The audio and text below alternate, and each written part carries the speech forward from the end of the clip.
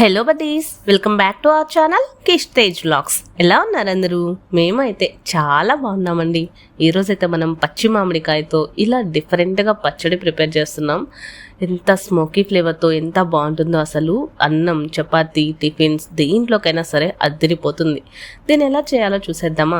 దీనికోసం మనకు కావాల్సింది ఒక పచ్చి మామిడికాయ, 2 మీడియం సైజ్ టొమాటో, ఒక మీడియం సైజ్ ఆనియన్, కొంచెం కొత్తిమీర, పచ్చిమిర్చి, ఎండుమిర్చి, అలాగే వెల్లుల్లి. ఇక్కడ పచ్చిమిర్చి, ఎండుమిర్చి మన కారానికి తగ్గట్టుగా తీసుకోవాలన్నమాట. చూడండి, ఇక్కడ మామిడికాయని శుభ్రంగా కడిగేసి తొడమ తీసేసి కట్ చేసుకుంటున్నాము. ఆ టెంకకి తగలకుండా సైడ్స్ కట్ చేస్తున్నాను అనమాట. చాలా గట్టిగా ఉందండి. చూడండి, ఇలా టెంకం పక్కన పెట్టేసి ఆ 2 సైడ్స్ తీసేసుకున్నాను. ఇప్పుడు ఇలాగే టొమాటోస్ని కూడా ఒక 2 పీసెస్గా కట్ చేసి తొడమలు తీసేస్తున్నాను అనమాట.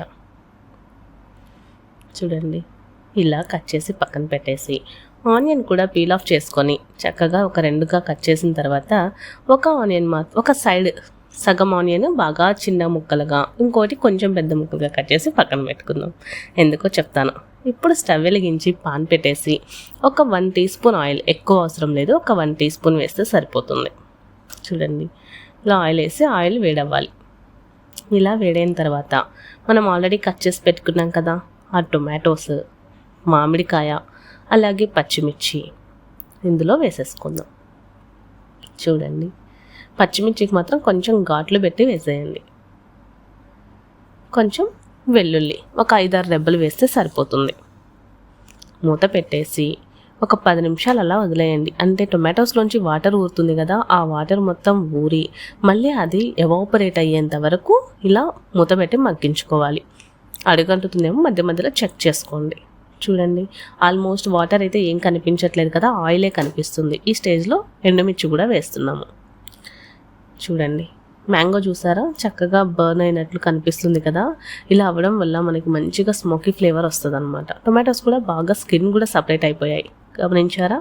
బాగా కుక్ అయిపోయింది అనమాట. మనకి ఎండుమిర్చికి ఎక్కువగా కుక్ అవ్వాల్సిన అవసరం లేదు, జస్ట్ కొంచెం ఫ్రై అయితే సరిపోతుంది.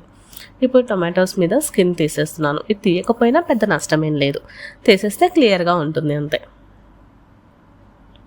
చూడండి, ఇప్పుడు కొంచెం చల్లారనివ్వాలి. నేనైతే కొంచెం తొందర ఎక్కువ ముందే వేసేస్తున్నాను, కానీ మిక్సీ అయితే వేయలేదు, జార్లో పెట్టేస్తున్నాను. నార్మల్గా అయితే కనుక మొత్తం చల్లారిన తర్వాతే మిక్సీ జార్లో కూడా పెట్టాలి. చూడండి, ఇలా మొత్తం అందులోకి ట్రాన్స్ఫర్ చేసేసుకున్నాం. ఈ వెల్లుల్లి కూడా ఇలా ఫ్రై అవ్వడం వల్ల ఆ స్మోకీ ఫ్లేవర్తో చాలా బాగుంటుంది.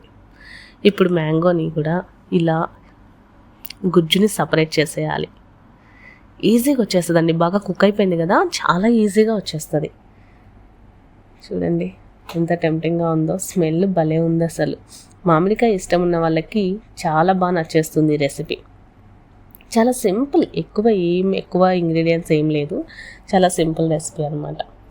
ఇలాగే 2 మామిడి ముక్కల్ని కూడా ఇలా గుజ్జు సపరేట్ చేసి మిక్సీ జార్లోకి తీసుకుంటున్నాను.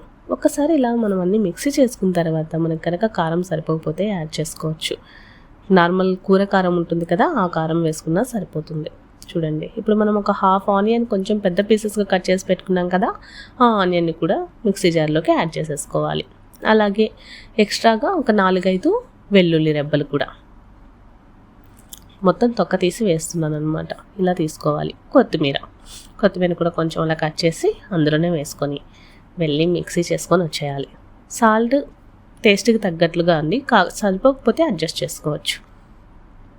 చూడండి, సాల్ట్ కారం ఏంటి అంటే మన మామిడికాయ పులుపుని బట్టి ఉంటుంది. చూసారా ఇంత స్మూత్ పేస్ట్, ఇలా గ్రైండ్ చేసేసుకోవాలి. చూడండి, మొత్తం ఒక బౌల్లోకి తీసుకుంటున్నాను. మనం ఆల్రెడీ ఒక హాఫ్ ఆనియన్ని బాగా చిన్న పీసెస్గా కట్ చేసి పెట్టుకున్నాం కదా, ఆ ఆనియన్ మొత్తం ఇందులోకి వేసేద్దాం. మంచిగా ఊడ్చి వేసేయండి, అస్సలు వేస్ట్ కొనియక్కర్లేదు. ఇలా మొత్తం తీసేసి చక్కగా కలిపేసుకోవాలి. ఈ ఆనియన్ మధ్య మధ్యలో అలా తగులుతూ ఉంటే టేస్ట్ చాలా బాగుంటుందండి. ఇంకా కొంచెం పెద్ద సైజ్ కట్ చేసుకున్నా కూడా బాగానే ఉంటుంది. చూడండి, ఇలాగే తినేయచ్చు, కానీ పోపు పెట్టుకుంటే ఇంకొంచెం టేస్ట్ పెరుగుతుంది అనమాట. పోపు కోసం ఒక 2 టీ స్పూన్లు ఆయిల్ వేసుకుంటున్నాను నేను. ఆయిల్ వేసి కొంచెం వేడవనివ్వాలి. ఇలా వేడవగానే ఆవాలు, ఒక హాఫ్ టీ స్పూన్ జీలకర్ర, కొంచెం శనగబెడలు, అలాగే కొంచెం కరివేపాకు అండ్ 2 ఎండుమిర్చి కూడా వేసి తిరగమాత బాగా ఎర్రగా ఫ్రై అయ్యేంత వరకు ఫ్రై చేసుకోవాలి. ఇప్పుడు ఇలా మన చట్నీలోకి అలా మిక్స్ చేసేసుకోవాలి. ఈ తాలింపు మొత్తం పచ్చళ్ళలో కలిసేలాగా చక్కగా కలుపుకోవాలన్నమాట. చూడండి, చాలా టెంప్టింగ్గా ఉంది కదా. అసలు ఎంత అదిరిపోతుందో. అసలు కొంచెం డిఫరెంట్గా ఉంటుంది. మన మామూలుగా ముక్కల పచ్చడి ఉంటుంది కదా, దీనికి అసలు సంబంధమే లేదు. చాలా బాగుంటుంది. వేడి వేడి అన్నంలో నెయ్యి వేసుకొని తింటే అదిరిపోతుంది. అసలు నాకైతే ఇలా కలుపుతుంటేనే నోట్లో నీళ్ళు వచ్చేస్తున్నాయి. అంత బాగుంది. ఖచ్చితంగా ట్రై చేయండి, మీకు కూడా బాగా నచ్చేస్తుంది రెసిపీ. ఇంతకీ వీడియో ఎలా అనిపించింది? వీడియో కనుక నచ్చినట్లయితే please do like, share and subscribe to our channel Kish Tej vlogs. మరొక మంచి వీడియోతో మళ్ళీ కలుద్దాం. అంతవరకు బాయ్ బాయ్.